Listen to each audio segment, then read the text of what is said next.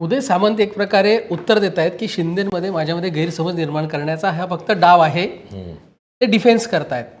ह्या एका घडामोडीच्या पार्श्वभूमीवरती आणखी एक घडामोड घडली, ती म्हणजे अजित पवार शरद पवार दुसऱ्यांदा एकत्र आलेत आणि बंद दाराआड चर्चा झाली आहे.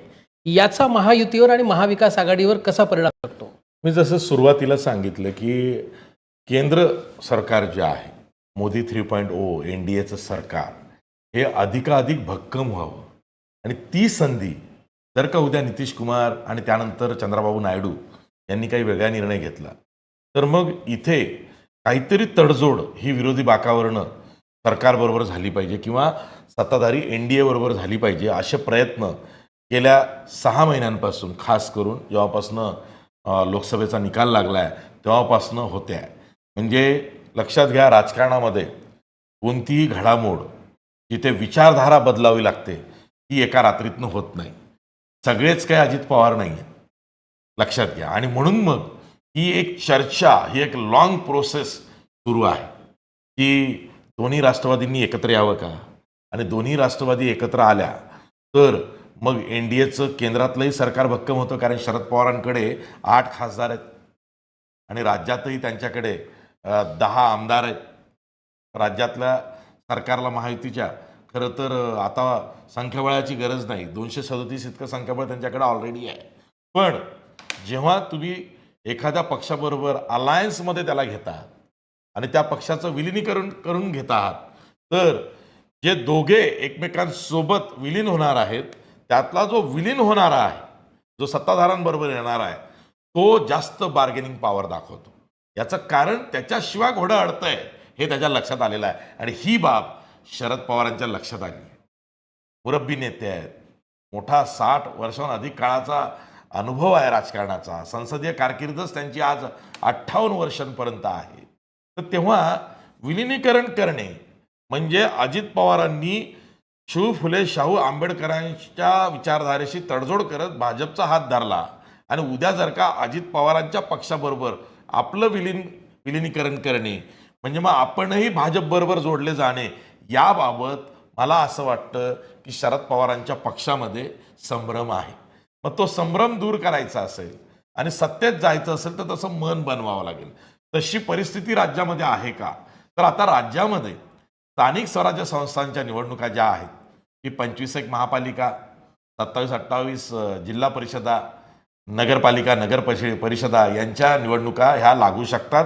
28 जानेवारीला सुप्रीम कोर्टामध्ये जी सुनावणी आहे, राहुल रमेश वाघ विरुद्ध महाराष्ट्र सरकार हा जो खटला आहे की ज्यामध्ये स्थानिक स्वराज्य संस्थांमध्ये OBC आरक्षण लागू करण्यासंदर्भातला तो खटला आहे. या संदर्भात सुप्रीम कोर्टाच्या डिरेक्टिव्हजवरनं, निर्देशावरनं महाराष्ट्र सरकारनं OBC आरक्षणाची ट्रिपल टेस्ट पास केलेली आहे आणि ती पास केलेली ट्रिपल टेस्ट जी आहे ती आगामी 28 जानेवारीच्या सुनावणीमध्ये सादर करून महाराष्ट्र सरकारला हे सांगायचं आहे की ही टेस्ट आम्ही पास केलेली आहे, तुम्हीच आम्हाला सांगितलं होतं, ती आम्ही पास केलेली आहे, मागच्या सुनावणीच्या वेळेस आम्ही तुम्हाला सांगितलं आहे, आता आमचं जे राज्य निवडणूक आयोग आहे ते स्थानिक स्वराज्य संस्थांच्या निवडणुका घेण्यास तयार आहे, तशी आम्हाला परवानगी द्या. असं केल्यावरती 28 जानेवारीला किंवा आणखीन काही तारखा पडून पुढच्या सुनावण्या होऊन लवकरच महिना, 1.5 महिन्यात, 2 महिन्यात सुप्रीम कोर्ट निर्णय घेऊ शकतं की तुम्हाला आम्ही लेट गो देतो, तुम्हाला ग्रीन सिग्नल देतो की तुम्ही स्थानिक स्वराज्य संस्थांच्या निवडणुका OBC आरक्षण त्याची अंमलबजावणी करून लॉटरी काढा. प्रत्येक तुमच्या जिल्हा परिषदा आणि महापालिकांमध्ये का लॉटरी, तर मग वार्डांची लॉटरी असते ती, आणि त्याचबरोबर महापौर पद आणि जिल्हा परिषद अध्यक्षांच्या त्या लॉटरी असतात. तर तसं करून मग तुम्ही पुढचा कार्यक्रम आखा. असं 28 तारखेला करतं की आणखी काही पुढच्या सुनावण्या घेतं की एखाद्या वेळेस राज्य सरकार काही घाईच दाखवत नाही की होय आम्ही ट्रिपल टेस्ट पास केली आहे पण आमची काही अजून तयारी नाही निवडणुका घेण्याची, असं काही सांगतं का? सांगता येत नाही. कारण काय, सत्ताधारी महायुतीला अजूनही विश्वासा नाही आहे की आपल्यात काही आलबेल आहे का. आपल्यातच आलबेल नाही तर आपण स्थानिक स्वराज्य संस्थांच्या निवडणुकात जाऊन पुन्हा मग विरोधकांना बळ देऊ का उभारी घेण्यासाठी? मग विरोधकांना नामोहरम केलं पाहिजे. मग त्याच्या आधी जास्त फोडाफोडी केली पाहिजे.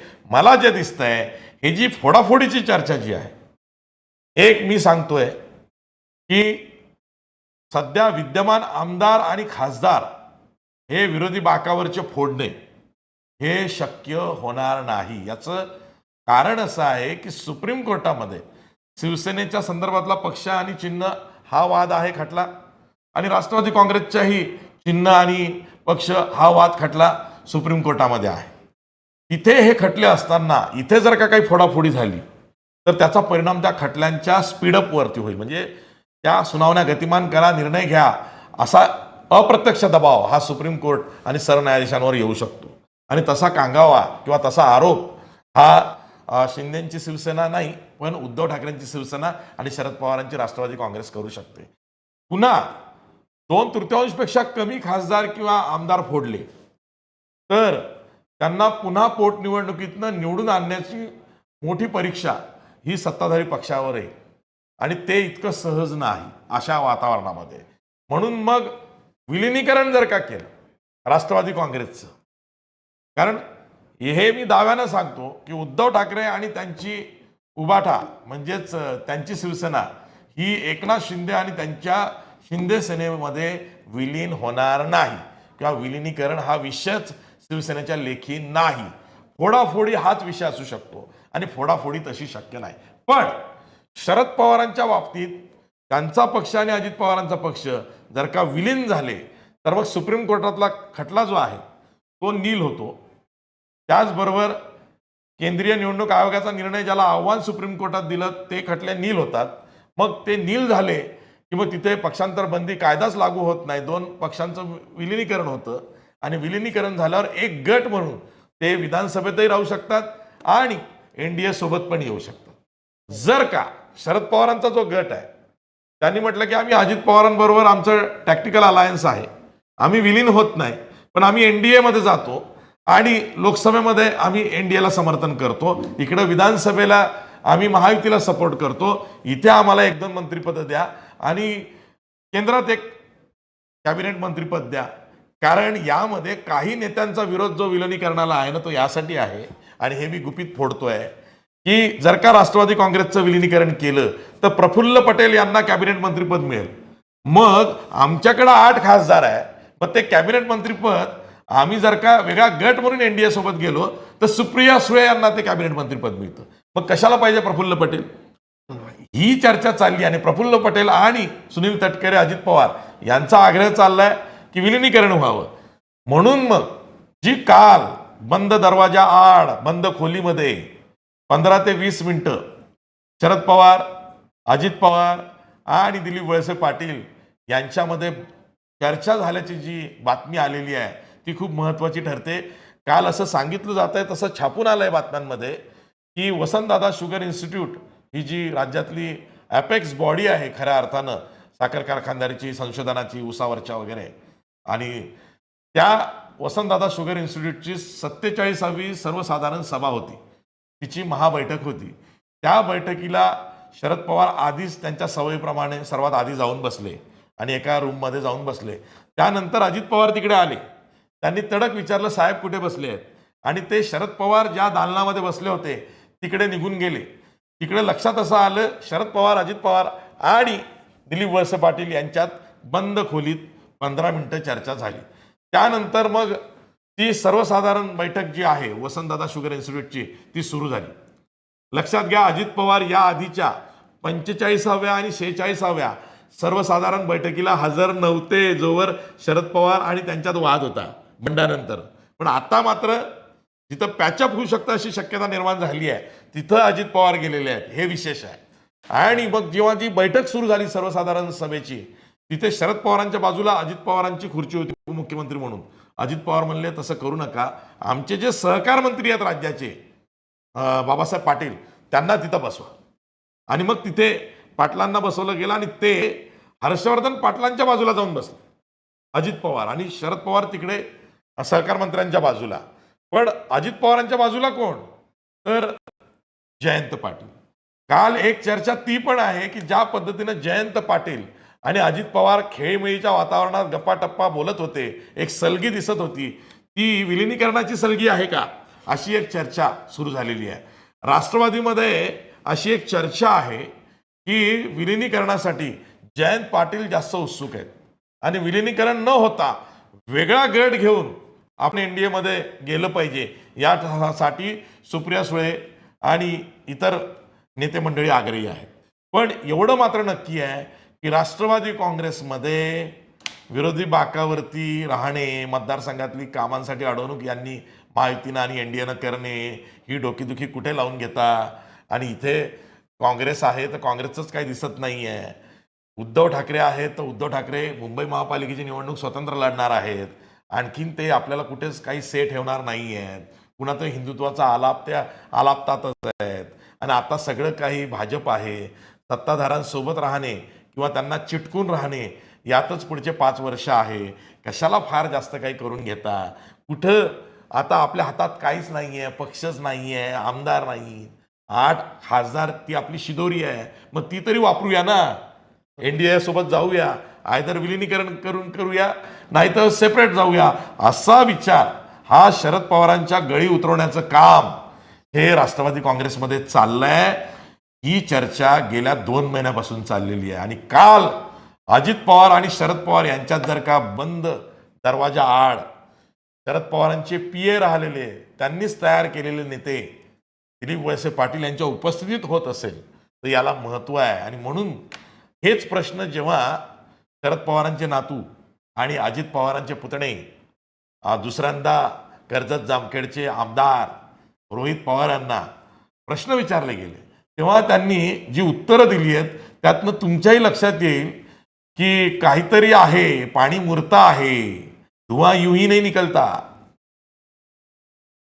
आता ती बंद दरवाजाच्या आत काय चर्चा होती आपल्याला सांगता येणार नाही.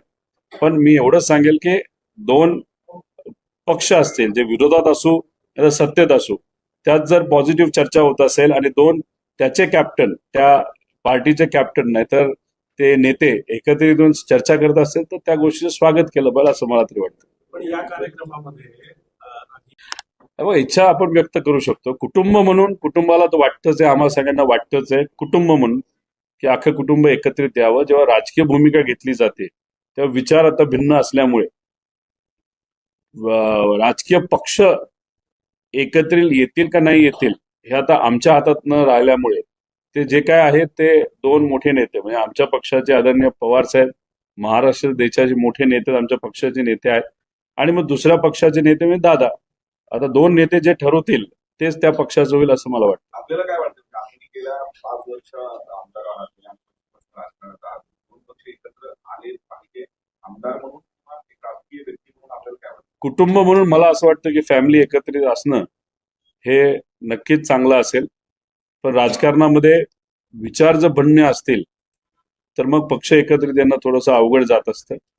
त्यामुळे कुठल्या तरी एका पक्षाला विचार बदलावे लागतील, मगच ते एकत्रित येऊ शकतील.